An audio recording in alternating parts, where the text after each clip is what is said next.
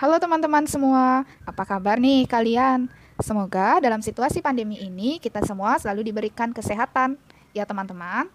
Oke, tanpa berlama-lama lagi, jadi di sini kami dari kelompok 5 akan mempresentasikan mengenai materi fungsi kompensasi dalam suatu perusahaan maupun organisasi.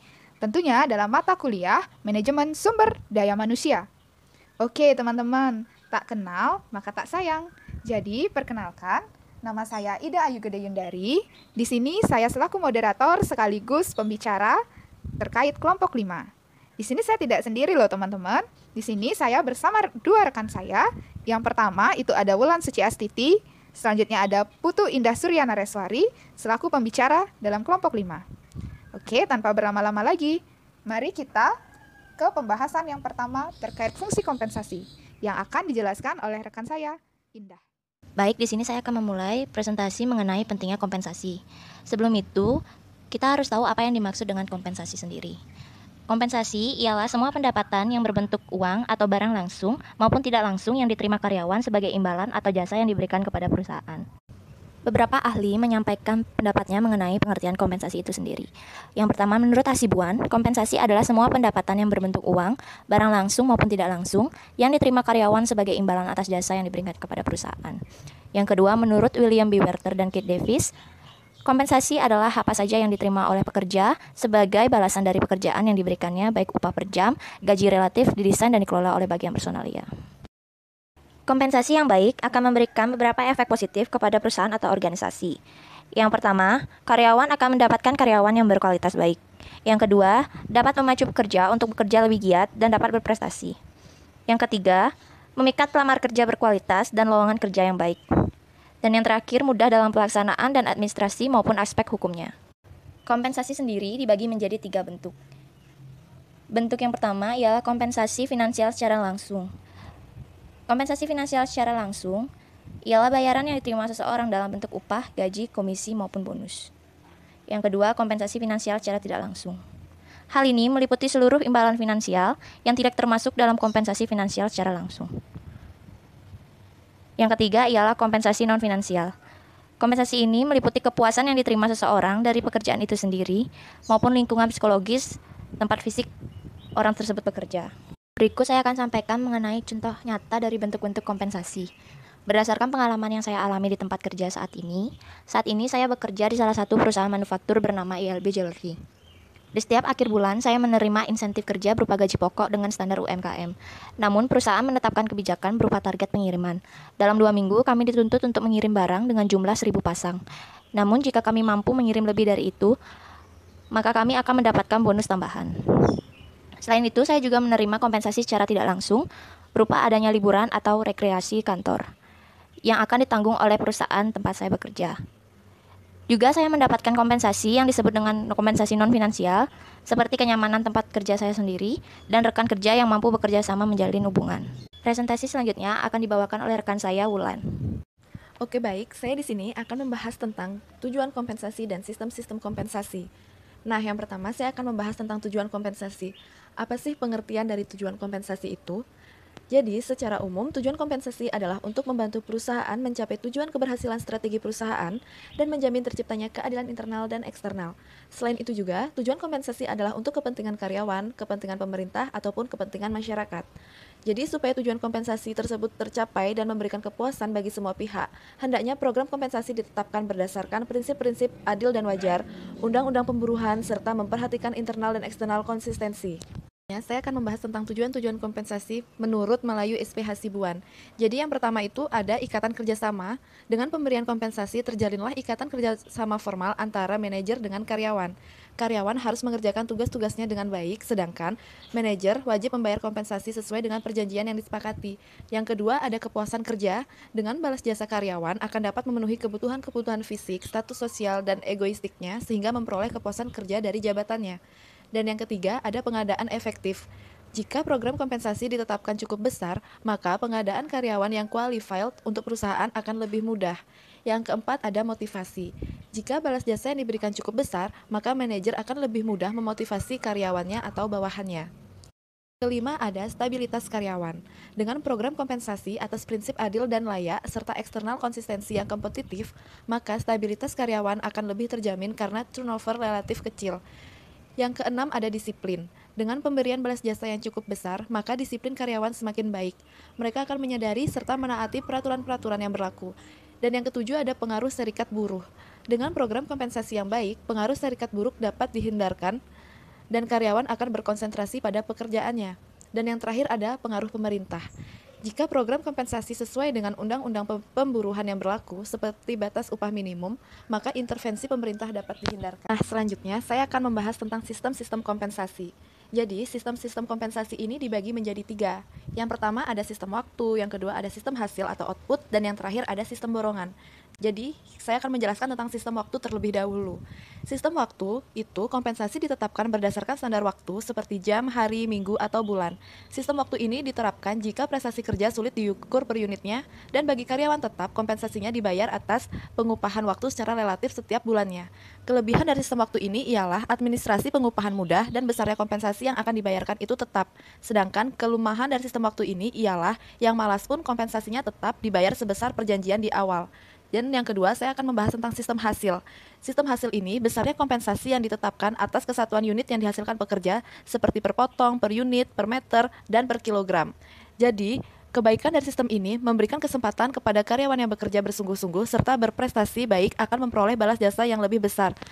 Sedangkan kelemahan dari sistem ini ialah kualitas barang yang dihasilkan kurang baik dan karyawan yang kurang mampu balas jasanya kecil sehingga kurang manusiawi. Sedangkan yang ketiga ada sistem borongan. Suatu cara pengupahan yang penetapan besarnya jasa didasarkan atas volume pekerjaan dan lama mengerjakannya. Dalam sistem borongan ini, pekerja biasa mendapat balas jasa besar atau kecil tergantung atas kecermatan kalkulasi mereka. Nah, saya selanjutnya akan membahas contoh nyata dari sistem-sistem kompensasi. Tapi contoh nyata yang saya pakai ini hanya satu dari sistem waktu aja. Nah, contohnya seperti saya bekerja pada suatu perusahaan dan kompensasi yang saya dapatkan itu ditetapkan berdasarkan standar bulan. Jadi saya setiap bulan mendapatkan gaji atau upah yang telah kita sepakati di awal kerja atau perjanjian awal kontrak. Nah, selanjutnya saya juga mendapatkan kompensasi langsung maupun kompensasi tidak langsung. Kalau kompensasi langsung itu tadi ya berupa gaji atau upah, sedangkan kompensasi tidak langsung itu berupa tunjangan BPJS atau hiburan. Selain itu juga saya dapat mendapatkan lebih dari gaji tersebut dengan cara saya harus bisa mendapatkan target yang telah ditetapkan. Jadi di tempat saya kerja itu ada sistem targeting. Kalau misalnya saya mampu melampaui target yang telah ditetapkan oleh perusahaan, saya akan mendapatkan bonus tambahan. Dan di tempat saya kerja juga itu saya kerja selama 8 jam. Tetapi kalau misalnya saya lebih dari 8 jam, saya akan juga mendapatkan kompensasi lagi karena itu sudah memasuki jam lembur. Selain itu juga kalau misalnya sistem kerja saya bagus, saya taat dengan peraturan-peraturan yang ada dan saya tidak mendapatkan kritikan-kritikan dari atasan saya, maka saya akan mendapatkan jenjang karir yang lebih baik untuk kedepannya. Nah, jadi itu dia contoh nyata dari sistem waktu yang saya alami di tempat saya bekerja. Nah, untuk presentasi materi selanjutnya saya akan berikan kepada teman saya yaitu Dayu. Baik nih teman-teman, jadi rekan saya Indah dan rekan saya Wulan tadi sudah menjelaskan secara umum mengenai kompensasi. Mulai dari apa itu kompensasi, tujuan kompensasi, serta sistem-sistem kompensasi dalam suatu perusahaan maupun organisasi. Nah, di sini saya akan menjelaskan mengenai faktor yang mempengaruhi besar kecilnya suatu kompensasi dalam suatu perusahaan maupun organisasi. Nah, timbul banyak pertanyaan nih teman-teman. Sebenarnya apa sih yang mempengaruhi faktor besarnya kompensasi dalam suatu perusahaan? Oke, untuk tahu lebih lanjutnya, mari kita simak penjelasan yang akan saya berikan. Faktor yang mempengaruhi besarnya kompensasi dalam suatu perusahaan itu ada 10 poin dan di sini saya akan bahas poin per poin. Oke, untuk poin pertama itu ada penawaran dan permintaan tenaga kerja. Jadi teman-teman, jika pencarian kerja atau penawaran itu lebih banyak daripada lowongan pekerjaan atau permintaan, maka kompensasi akan relatif kecil. Begitu pula sebaliknya, jika pencarian kerja itu lebih kecil daripada lowongan pekerjaan disediakan oleh suatu perusahaan, maka kompensasi pun akan relatif semakin besar. Oke, untuk poin 2 itu ada kemampuan dan kesediaan perusahaan. Jadi teman-teman, kemampuan dan kesediaan suatu perusahaan untuk memberikan kompensasi kepada karyawannya itu berbeda-beda setiap perusahaan. Contohnya nih, karyawan yang bekerja pada McDonald itu tentunya akan mendapatkan kompensasi yang lebih banyak daripada karyawan yang bekerja pada suatu CFC gitu nih misalnya teman-teman ataupun ACK. Kenapa? Karena tingkat kemampuan dan kesediaan perusahaan itu dalam memberikan kompensasi kepada karyawannya itu berbeda. Jadi, faktor kemampuan dan kesediaan perusahaan itu merupakan salah satu faktor yang tentunya dapat mempengaruhi besar kecilnya kompensasi yang diterima oleh karyawan. Oke, poin selanjutnya, poin 3, itu ada serikat buruh ataupun organisasi karyawan. Nah, teman-teman, apabila serikat buruhnya kuat dan berpengaruh, maka tingkat kompensasinya pun akan semakin besar. Begitu pula sebaliknya. Jika tingkat serikat buruh itu tidak kuat dan kurang berpengaruh, maka tingkat kompensasinya pun akan relatif kecil. Oke, kita bahas poin selanjutnya, yaitu poin 4, produktivitas kerja karyawan.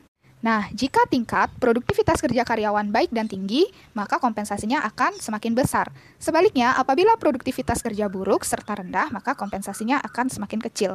Nah, ini juga sudah sempat dijelaskan teman-teman oleh rekan saya Wulan. Jadi, ketika Wulan itu bekerja pada suatu perusahaan dan dia lembur, itu ia akan mendapatkan suatu bonus ataupun intensif uang lembur. Karena produktivitas. Nah, ketika suatu karyawan itu sudah lembur atau produktivitas kerjanya itu meningkat, maka akan mendapatkan bonus yang begitu besar, relatif besar juga teman-teman, seperti itu. Nah, jika tingkat produktivitas kerja karyawan itu tidak produktif, maka kompensasinya pun akan relatif kecil. Oke, selanjutnya itu ada poin mengenai pemerintah dengan undang-undang dan peraturannya. Nah, apa hubungannya? Oke, hubungannya pemerintah dengan undang-undang Kepresnya besar ataupun batas upah atau balas jasa minimum. Nah, itu dia nih teman-teman. Jadi, peraturan pemerintah itu sebenarnya juga merupakan salah satu faktor yang dapat mempengaruhi besar kecilnya kompensasi dalam suatu perusahaan. Nah, penetapan pemerintah ini sangat penting agar pengusaha jangan sewenang-wenang menetapkan besarnya balas jasa bagi karyawan karena pemerintah berkewajiban untuk melindungi masyarakat dari tindakan sewenang-wenang. Jadi peran peraturan pemerintah itu di sini juga dapat mempengaruhi besar kecilnya suatu kompensasi nih teman-teman. Makanya dalam suatu perusahaan itu ada yang namanya upah minimum. Seperti itu. Jadi, oke teman-teman, poin ke-6 itu ada biaya hidup atau cost living. Nah, bila biaya hidup di daerah itu tinggi, maka tingkat kompensasi atau upah pun semakin tinggi. Begitu pula sebaliknya teman-teman. Bila karyawan yang biaya hidup di daerah itu rendah, maka tingkat kompensasi maupun upahnya itu relatif kecil. Oke teman-teman, poin ke-7 itu ada posisi jabatan karyawan.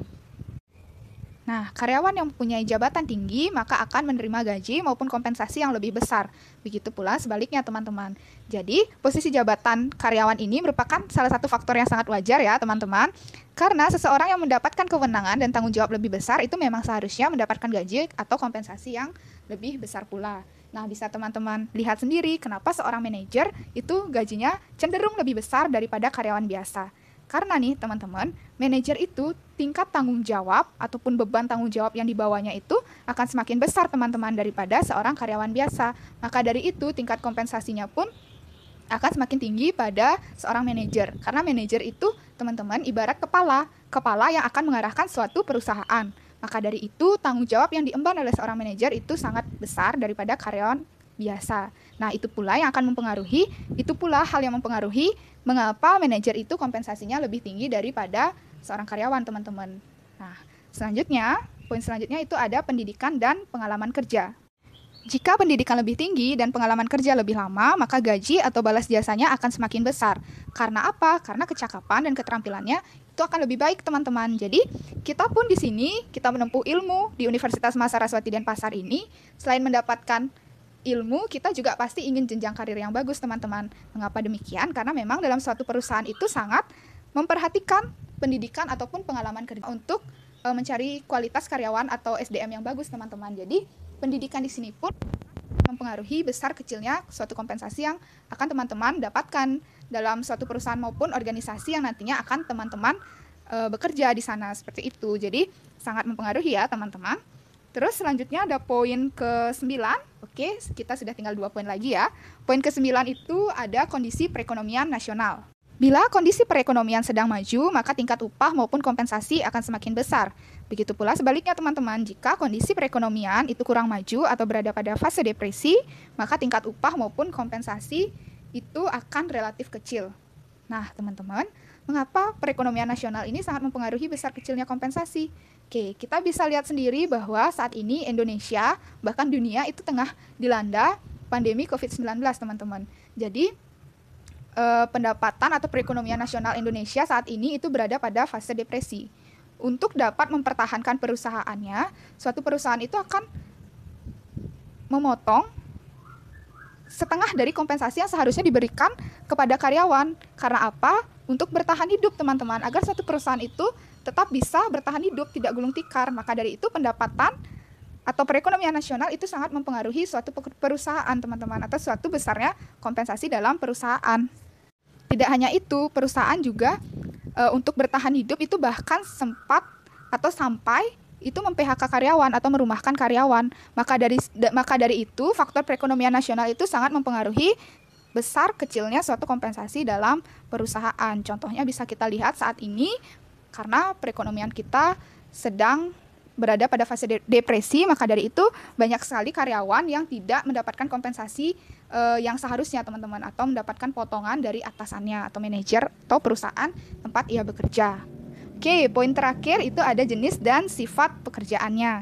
Nah, teman-teman, jika jenis dan sifat pekerjaan termasuk sulit ataupun sukar dan mempunyai resiko atau finansial maupun keselamatan yang besar, maka tingkat upah atau balas jasa semakin besar karena meminta kecakapan serta keahlian untuk mengerjakannya. Begitu pula sebaliknya, teman-teman, jika resikonya itu kecil, maka kompensasinya pun akan relatif kecil. Contohnya nih, teman-teman, oke, ada seorang yang bekerja menjadi pramugari yang landing nih, dibandingkan dengan seorang guru. Nah, risiko dari seorang pramugari itu lebih besar daripada risiko dari guru. Maka dari itu kita semua mengetahui bahwa kompensasi yang didapatkan oleh seorang pramugari itu cenderung lebih besar daripada seorang karyawan maupun guru biasa. Karena apa? Karena risiko pun yang dihadapi oleh seorang pramugari itu besar, teman-teman, bahkan menyangkut keselamatannya, seperti itu. Nah, itu dia tadi 10 poin yang sudah saya jabarkan per poin. Saya harap teman-teman bisa mengerti ya. Dan selanjutnya saya akan lanjutkan pembahasan saya mengenai asas kompensasi. Nah, menurut Hasibuan, asas kompensasi itu ada 2 nih, teman-teman. Yang pertama itu ada asas adil, dan yang kedua ada asas layak dan wajar. Oke, jadi apa sih itu asas adil? Nah, asas adil itu besarnya kompensasi harus sesuai dengan prestasi kerja, jenis pekerjaan, dan tanggung jawab serta jabatan. Seperti yang sudah saya jelaskan ya, teman-teman, faktor yang mempengaruhi besar kecilnya kompensasi. Jadi harus didasarkan atas asas adil. Seperti itu, teman-teman.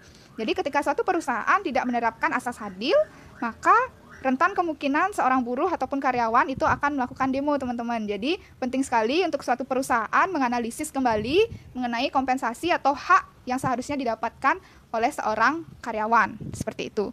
Terus yang kedua ada asas layak dan wajar. Nah, suatu kompensasi harus disesuaikan dengan kelayakannya. Meskipun tolak ukurnya sangat relatif, namun perusahaan dapat mengacu pada batas kewajaran yang sesuai dengan ketentuan yang diterapkan oleh pemerintah dan aturan lain secara konsisten. Oke, ini juga seperti yang sudah saya sampaikan tadi ya, teman-teman. Jadi, aturan pemerintah itu sangat penting untuk menentukan besar kecilnya suatu kompensasi. Mengapa aturan pemerintah itu sangat penting? Agar perusahaan tidak sewenang-wenang untuk memberikan kompensasi terhadap karyawannya. Maka dari itu, ia termasuk ke dalam asas layak dan kewajaran. Oke, teman-teman, jadi sekian presentasi yang dapat kelompok kami sampaikan. Semoga bermanfaat bagi teman-teman sekalian dan semoga teman-teman menjadi semakin paham dan mengerti mengenai fungsi kompensasi dalam suatu perusahaan maupun organisasi. Sekian yang dapat saya sampaikan. Jika video ini bermanfaat, maka teman-teman jangan lupa like, komen, dan subscribe akun YouTube Satya Utami, dan jangan lupa sebarkan ke teman-teman yang lain. Sekian dari kami, sampai jumpa dan salam sehat.